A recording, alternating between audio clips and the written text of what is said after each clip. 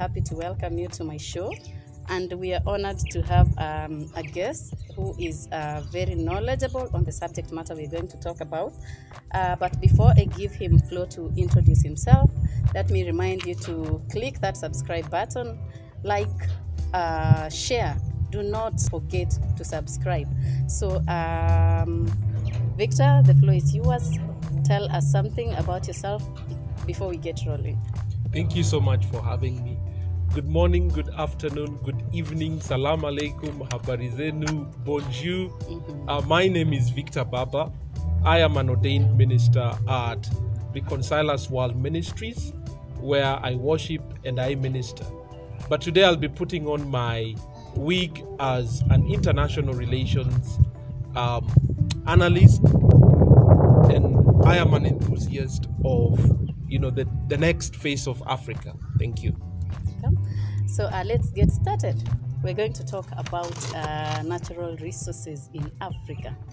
So Africa as a continent is endowed with natural resources, massive natural resources. And to note is that Africa has 53 of the most important minerals in the world. But when we look at the continent, we still remain in the state of poverty. Is it that these natural resources are a curse or a blessing to Africa? Africa is widely seen as an Eldorado, a land for resource, a land for wealth by outsiders. And by outsiders, I mean people from other continents who have tremendously benefited from resources coming from Africa.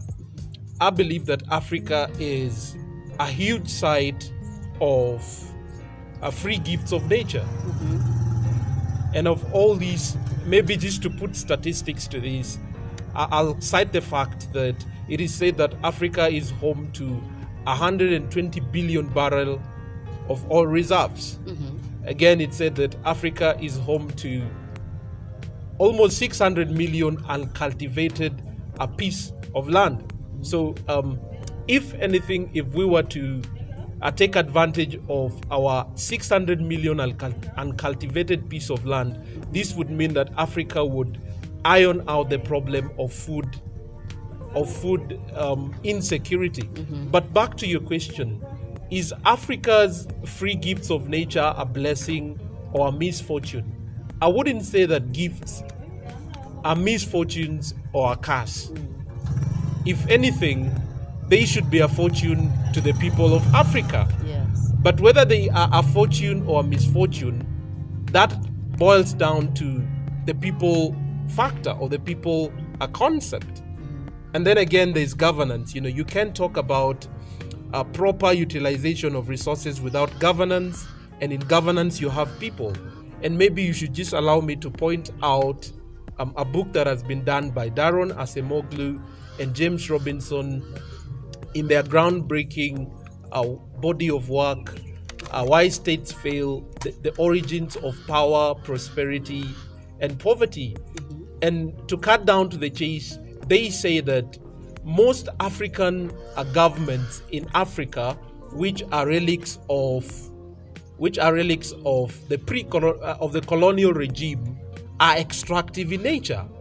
Extractive in nature in the sense that they put up political and economic institutions that extract, Africa's wealth for the few at the top of the food chain or the top echelon.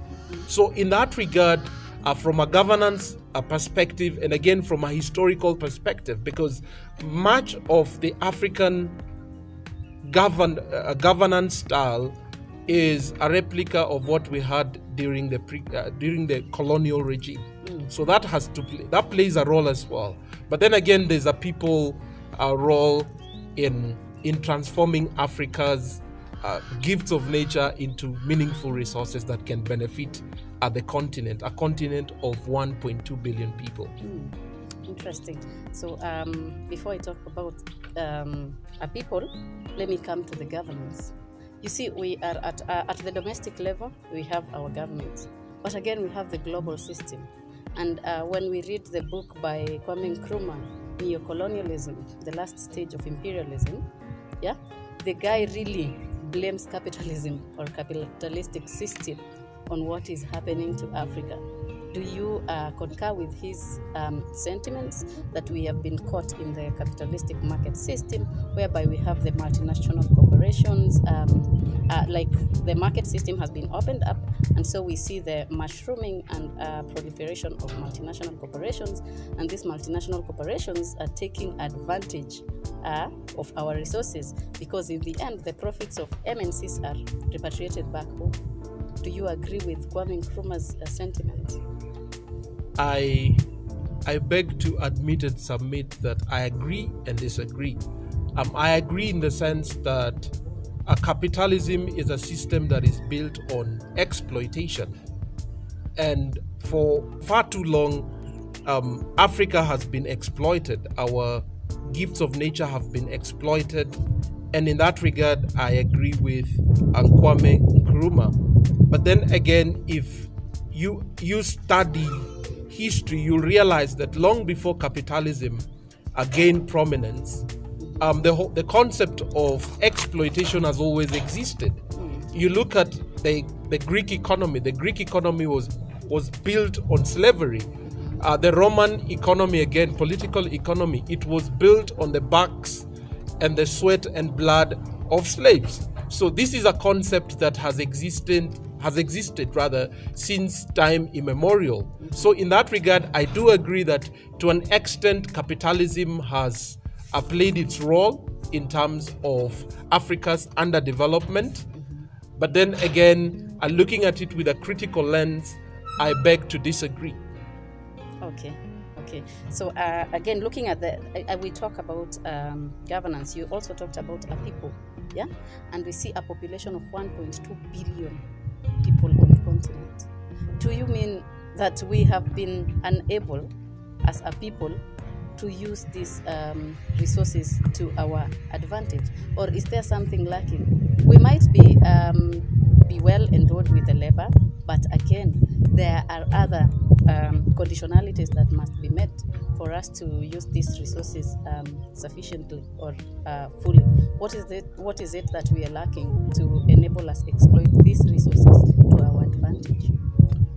It comes down to human capital, and people essentially is human capital. Yes.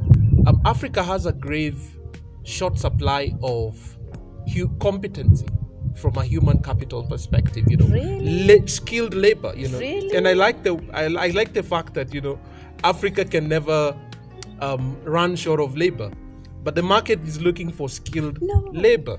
I beg to differ.